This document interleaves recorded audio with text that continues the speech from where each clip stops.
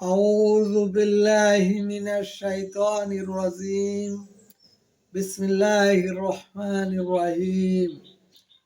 وما لكم لا تقاتلون في سبيل الله والمستضعفين من الرجال والنساء والولدان الذين يقولون ربنا أخرجنا من هذه القرية الظالم أهلها واجعل لنا من لدنك وليا واجعل لنا من لدنك نصيرا. الذين يقاتلون في سبيل الله والذين كفروا يقاتلون في سبيل الطاغوت. আমি আপনাদের সম্মুখে সূরা নিসার ৭৫ নম্বর আয়াত তেলাওয়াত করলাম। এই আয়াতে আল্লাহ পাক রব্বুল আলামিন বললেন, তোমাদের কি হইল?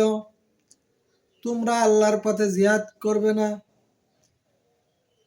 অথচ দুর্বল নারী ও বালকেরা যারা দোয়া করিতেছে, হে আমাদের রব, এই জালেম অধ্যুষিত বস্তি হইতে আমাদেরকে রক্ষা করো, কাউকে আমাদের বন্ধু বানাও, কাউকে সহায়ক করিয়া দাও।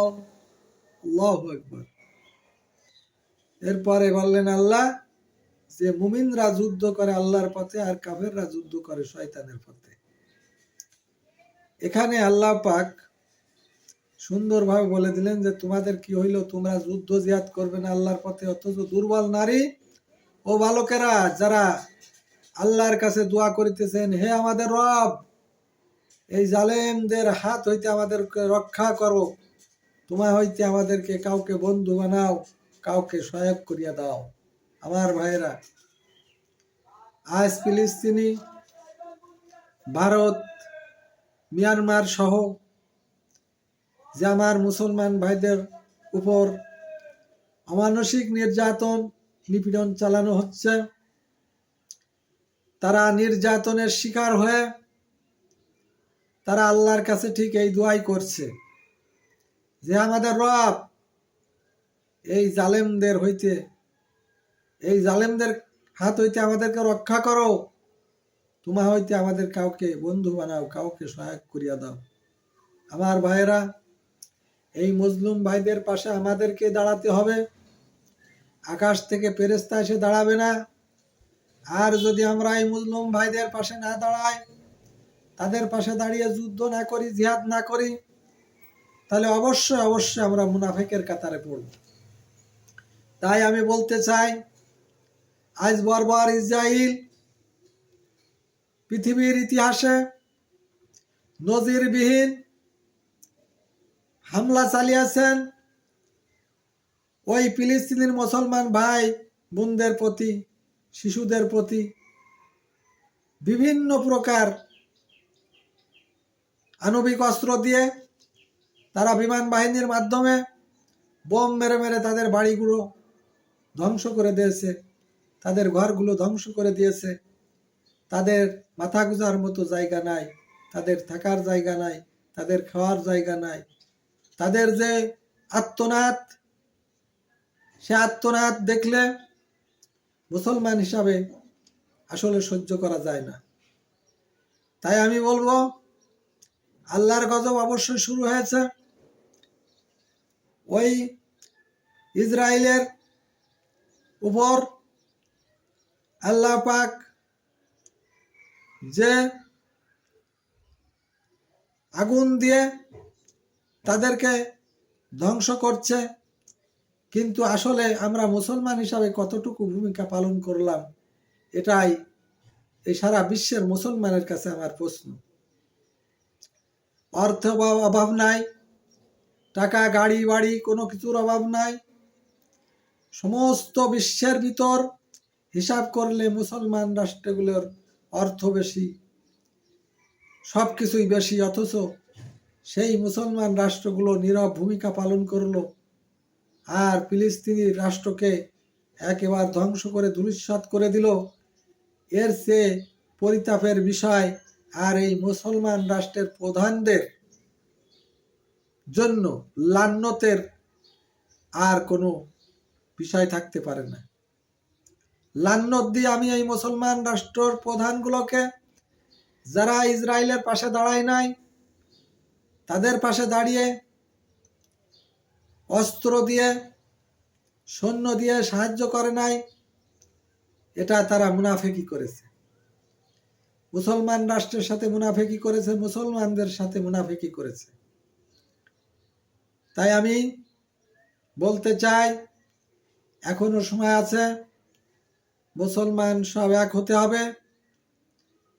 ওই বিশ্বের ইহুদি নাসারা কাফের মুশরিক ওদের বিরুদ্ধে সোচ্চার হয়ে মুসলমান মা বোনেরা, মুসলমান শিশুরা যাতে নির্যাতিত না হয়, তার বিরুদ্ধে সোচ্চার হয়ে একত্ববাদ হয়ে আমাদেরকে সংঘবদ্ধভাবে তাদেরকে প্রতিহত করতে হবে। তা না হলে কাল কিয়ামতের ময়দানে এই নির্যাতিত মুসলমানরা তারা আল্লাহর দরবারে দাঁড়িয়ে যাবে, তারা আল্লাহর দরবারে আপিল করবে, হে আমাদের রব, আমাদের উপর এইভাবে নির্যাতন করেছিল, আমাদের শিশুদেরকে হত্যা করেছিল, আমাদের নারীদেরকে অপমান করেছিল, নারীদেরকে হত্যা করেছিল, অসহায় মানুষকে হত্যা করেছিল। আজ তোমার কাছে আপিল, বিশ্বের ভিতর এত মুসলমান থাকা সত্ত্বেও কেন আমরা এত নির্যাতিত হলাম? আমাদের পাশে তারা সহযোগিতা করলো না। তারা কিসের মুসলমান? তারা আমাদের প্রতি কোনো প্রকার ভ্রাতৃত্ববোধ দেখালো না। এটা আপিল করবে। তখন আমরা সমস্ত মুসলমানরাই যারা ফিলিস্তিনের পাশে দাঁড়িয়ে ভূমিকা নাই, তারা অবশ্যই ধরা খেতে হবে আল্লাহর কাছে। তাই আসুন, এখনো সময় আছে। মুসলমান জাতি বীরের জাতি, এরা আল্লাহকে ছাড়া কাউকে ভয় করে না। মুসলমান মরলে শহীদ, বাঁচলে গাজী। আর কাফের মুশরিক বেদিনেরা মরার সাথে সাথে জাহান্নাম। তাই আমাদের ভয় কিসের? আমরা তো দুটো পুরস্কারের একটা পুরস্কার মরার পর পাবই। যদি আল্লাহর পথে আজ মুসলমানের পক্ষ হয়ে, ইসলামের পক্ষ হয়ে, আল্লাহর দ্বীনের পক্ষ হয়ে যদি আমরা শহীদ হতে পারি, তাহলে আমরা অবশ্যই পুরস্কৃত হব। তাই আমাদের ভয় করার কোনো কারণ নেই। আমরা জিহাদের ময়দানে যাব, শহীদের তামান্না নিয়ে আমরা যুদ্ধ করব, জিহাদ করব। আমরা অবশ্যই বিজয় লাভ করব যদি আমরা সত্যিকারেই ঈমান এনে থাকি আল্লাহ ও আল্লাহর রাসূলদের উপর, আল্লাহর কিতাবের উপর, পরকালের উপর, জান্নাতের উপর, জাহান্নামের উপর যদি আমরা ঈমান এনে থাকি, অবশ্যই আমরা আল্লাহর সন্তুষ্টি অর্জন করব। শুধু তাই নয়, আমরা বিজয়ী হইব যদি আমরা মুমিন হতে পারি।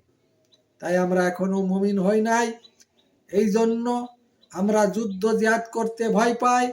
আল্লাহকে ভয় করার চেয়েও আমরা ওই কাফের মুশরিকের অস্ত্রকে ভয় করি, কাফের মুশরিকদেরকে ভয় করি। যার কারণে আজ ফিলিস্তিনি রাষ্ট্রটাকে এইভাবে বোম মেরে মেরে শিশু হত্যা, নারী হত্যা, হাসপাতালে আগ্রাসন, সাংবাদিক ভাইদের প্রতি আগ্রাসন, এমন কোনো জায়গা নাই যে তারা আগ্রাসন চালায় নাই। যুদ্ধ অপরাধীর শেষ প্রান্তে পৌঁছে যাওয়ার পরও এই জাতিসংঘ এবং মুসলমানগুলো কিভাবে নীরব ভূমিকা পালন করলো, এটাই আমার প্রশ্ন। এটা আমার বোধগম্যের বাইরে। তাই আমি এই জাতিসংঘ নামক এই পোষা বিড়ালটাকে আমরা বলতে চাই যে জাতিসংঘ না থাকাই ভালো। কারণ জাতিসংঘর কথা কে শোনে? জাতিসংঘকে কে মানে? ফিলিস্তিনের উপর এত নিষেধাজ্ঞা দেওয়ার পরও জাতিসংঘকে তারা কোনো মূল্যায়নই করেনি। অতএব আমি একটা কথাই বলবো সর্বশেষে, যে সারা বিশ্বের মুসলমান এক হও, ওই ইহুদি নাসারা কাফের বেদিন বেধর্মীদের বিরুদ্ধে অস্ত্র ধরো, জিহাদ করো, যুদ্ধ করো। অবশ্যই তোমরা ইহকালেও কামিয়াবি হবে, পরকালেও কামিয়াবি হবে। আমি এই বলেই আমি আমার এই কোরআনের আয়াতের আলোচনা করে সংক্ষিপ্ত দার্স দিয়ে আমি এখানেই শেষ করলাম। আসসালামু আলাইকুম ওয়া রাহমাতুল্লাহি ওয়া বারাকাতুহু।